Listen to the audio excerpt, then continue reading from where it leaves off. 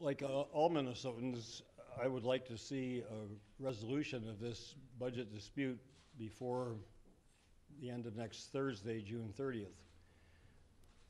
A lot of people ask, why not just accede to the Republicans' intransigent demand for a $34 billion budget as the price to pay for that resolution. And what I have said before and what we want to try to emphasize today is what's at stake for Minnesotans in this outcome.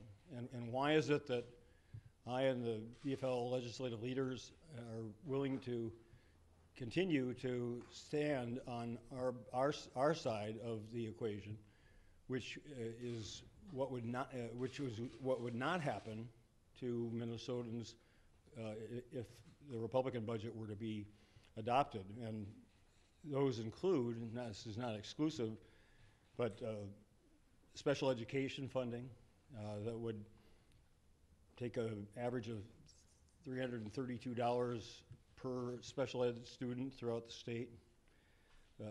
Tuitions would go up in both INSCU and the University of Minnesota.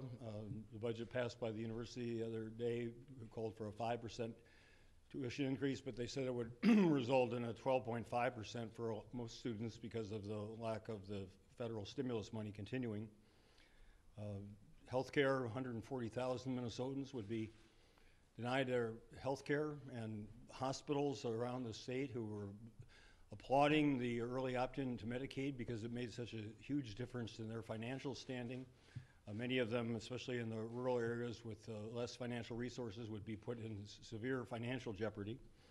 And that affects all Minnesotans and their quality of health care.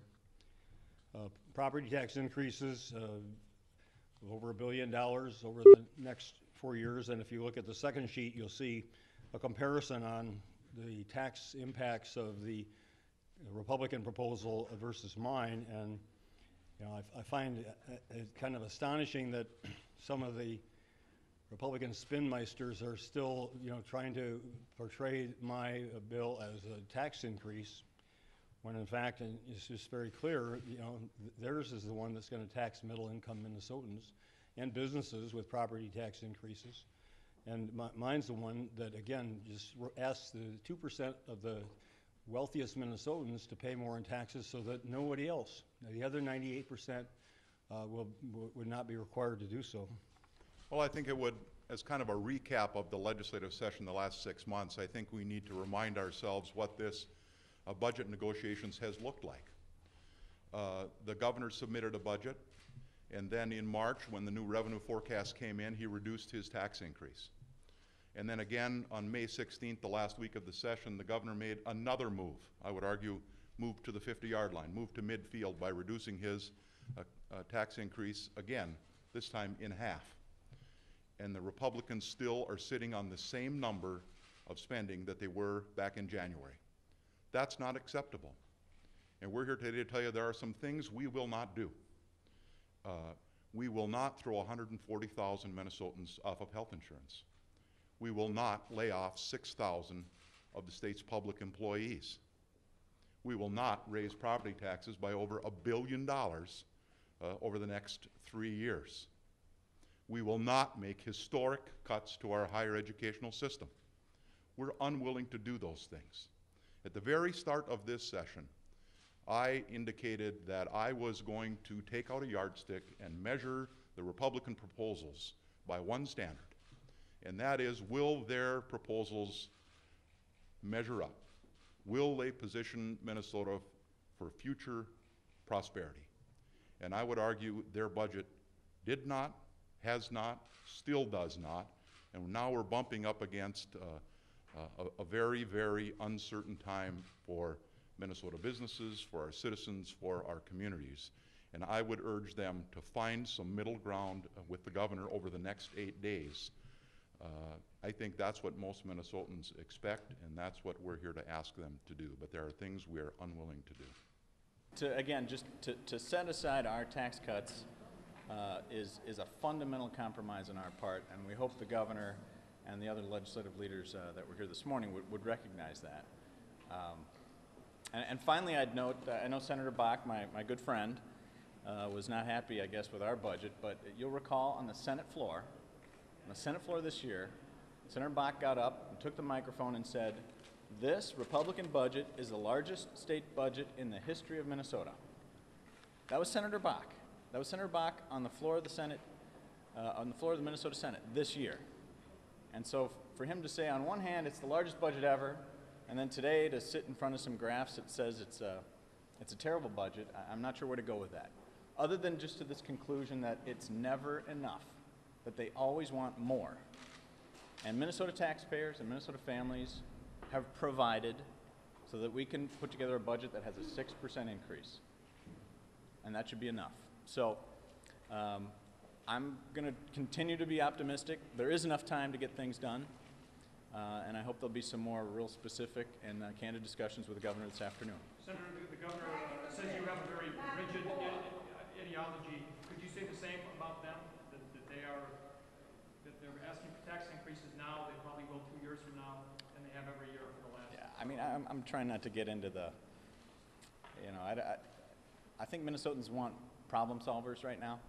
Not a lot of finger pointing, but it does sound to me like the governor is saying, my way, which is $1.8 billion more, or I'm not even going to listen to you. My way, or I'm not even going to entertain these other budget bills, or these other areas where there is a lot of common ground and agreement. Did your caucus discuss so-called lights-on legislation at the meeting this morning? What's the leadership? Well, we're actually, that caucus is still going on, Oh, so okay. I'm probably missing some fun there, but, so I don't know. I suspect that could be a part of a conversation next week, but I can bring you no Do you have a such position description on or agreement. I think a shutdown is unnecessary and would be awful, and so I hope we don't have to entertain that. I certainly would if we had to. So, a meeting with the governor that the governor requested, and so we came in hopeful that there would be some suggestions or some sort of offer or assistance. And so the first thing we did was stop and listen and ask the governor, what he was looking for from this meeting. There wasn't anything really on the governor's agenda, and so I reiterated our position that governor. Of course, in the last couple weeks here, Republicans have made some significant offers. We've met him dollar for dollar when it comes to K-12 education. We put another $30 million on public safety judiciary. Transportation is incredibly close. 99% of the transportation budget is dedicated funding. It has nothing to do with the general fund, and that we really feel the place to start is where we are in agreement and close to agreement, and that it would be helpful for the people of Minnesota to get some wins under our belt and get those bills accomplished to start with, and then work towards where we have more, where we have some differences. I had an experience with building the Maple Grove Hospital where we had a couple of folks that wanted to partner, but couldn't quite find a way to dance with each other. So we came to the idea of literally locking ourselves in the room. So from Friday and Saturday, we will spend all day, the governor, Amy, and I, Senator Majority Leader and I, in a room negotiating these bills. We won't leave until we have some at least consensus or a framework that we can then take back to our members, the governor can be comfortable with. But the point being that without the three of us in a room talking about these bills in great detail and coming to agreement between the three of us, it's going to be awfully difficult for all of us to come to agreement. So we've committed, we'll get you the details on the areas and what is going to be included, but this is a way for us as leaders, it comes down to the three of us coming to agreement on these bills.